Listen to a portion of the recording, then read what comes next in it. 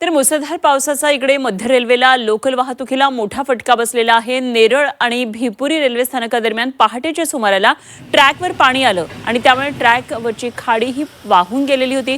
परिणामी पहाटेच्या सुमारास कर्जत सीएसएमटी लोकल वाहतूक पूर्णपणे ठप्प झाली होती। आता लोकल वाहतूक हळूहळू पूर्वपदावर येऊ लागलेली आहे। सध्या मुसळधार पावसाचा हा फटका रेल्वे वाहतुकीला बसतोय। रुळाखालून मोठी जी खडी असते ती वाहून जाण्याचे प्रकार अनेकदा घडतात आणि तसंच घडलंय पावसाचा मध्य रेल्वेला, त्यामुळे फटका बसलाय। नेरळ ते भिपुरीच्या दरम्यान मोठा खडीचा हा सगळा भराव वाहून गेल्याचं पुढे आलं आणि त्यामुळे मध्य रेल्वेला याचा फटका बसला।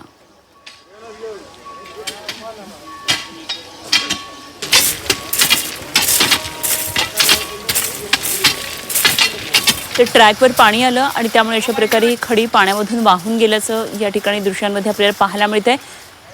नेरळजवळ रेल्वे ट्रॅकवर पाणी आलेलं होतं, त्यामुळे इथली खडी पाण्यामधून वाहून गेलेली होती।